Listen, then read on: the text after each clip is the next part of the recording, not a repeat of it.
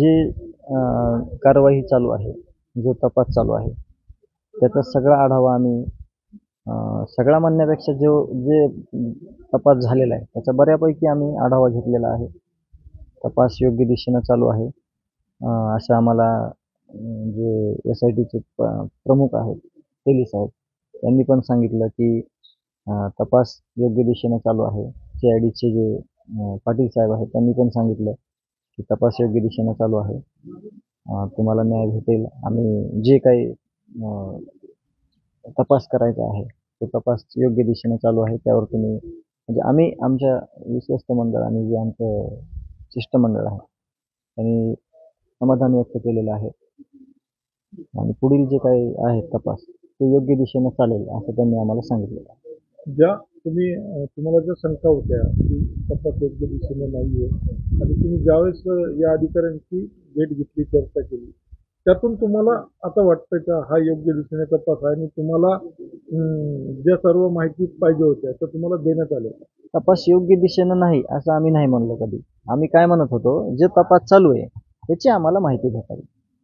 कारण जर तसं असतं तर आम्ही मग विश्वास व्यक्त केला नसता मुख्यमंत्री साहेबांपर्यंत.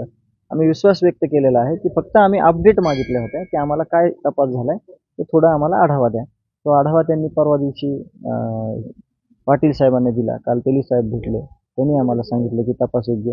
खूप कमी चर्चा होते, त्यांना काम खूप आहे आणि मग आपण त्याच्यात वेळ जास्त घेणं चुकीचं आहे. म्हणून आम्ही 10 मिनिटाचा वेळ घेतला होता. ते साहेबांनी सांगितलं की तपास योग्य दिशेने चालू आहे. यामध्ये आता जातीय स्वरूपाचा रंग फार मोठ्या प्रमाणात दिसायला सुरुवात झाली आहे.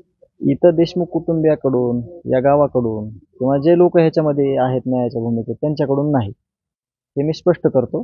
जातीय नाही, ही गुन्हेगारी प्रवृत्तीची जात ही कुठलीच नसते. ह्या विकृती आहेत, ह्या ठेचल्या पाहिजेत आणि आमची मागणीही दुसरी काही नाही. जे आरोपी आहेत त्यांना शिक्षा झाली पाहिजे ही आमची कायम भूमिका आहे आणि जातीचा इथं काही विषय नाही. सगळे 18 पगड जातीचे लोक इथं न्याय मागण्यासाठी आहेत आणि त्याच्यात जातीचा कुठं विषय येत नाही. काल SIT मधले अधिकारी देखील बदलण्यात आले. जी ती मागणी होती आपली की काही लोकांवर संशय होता आणि त्याच्यामुळे बदलण्याची मागणी केली होती. आता हे जे नवीन अधिकारी आहेत त्यांच्याबद्दल तुम्हाला काय नेमकी तुमची भूमिका आहे? त्या लोकांवर पण आपला संशय कुठलाच नव्हता. पण समजा त्यांची जी पार्श्वभूमी आहे, त्यांचे जे काही फोटो आलते समोर, त्यामुळं समाजाने किंवा सगळ्यांनी शंका व्यक्त केली की जर असं असेल तर न्याय भेटेल का, म्हणून SITची परत गठीत करण्यात आली आणि त्याची लिस्ट पण परवा दिवशी आली आणि नवीन सगळी तयार आहे यादी. आता या गुन्ह्यात कराड यांचा समावेश केला, त्यावर आज सुनावणी देखील होणार आहे. आता एक आरोपी याच्यात अद्यापही फरार आहे. आता यापुढील भूमिका मसाजूद ग्रामस्थांची, देशमुख कुटुंबाची कशी असणार आहे? शेवटचा आरोपी जोपर्यंत ह्या खुनातला जे कटकारस्थान सगळ्यांनी मिळून केलं होतं ह्या आरोपींनी, तोपर्यंत न्यायाची भूमिका आमच्या गावाची असणार आहे, देशमुख कुटुंबियाची असणार आहे आणि आम्ही न्याय घेणार आहोत आणि आम्हाला न्याय पण मिळाला पाहिजे. आम्ही त्याच भूमिकेत कायम असणार आहे.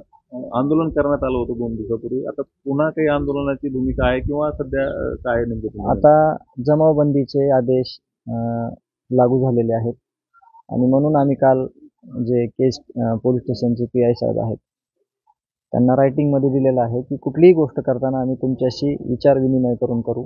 तेच आम्ही SP साहेबांना पण बोललो आहोत आणि कुठलीही कायदा व सुव्यवस्थेला कुठं बाधा निर्माण होईल असं देशमुख कुटुंबीय किंवा जे गाव आहे ते करणार नाही आणि आम्ही त्यांना तसं चर्चा झालेली आहे. त्यामुळं ह्याचं पण आपल्याला बंधन असलं पाहिजे की कायदा आणि सुव्यवस्था आहे त्याला कुठं बाधा नाही झाली पाहिजे. वाल्मिक कराड यांच्या समर्थनात काल परळीमध्ये आंदोलन करण्यात आले, बसेसवर दगडफेक देखील करण्यात आली. याकडे कसं पाहतो? ते त्यांचा प्रश्न आहे आणि त्याचं उत्तर प्रशासनाकडे आहे. आम्ही देशमुख कुटुंबीय त्याच्यावर कशाला काय बोलायचं.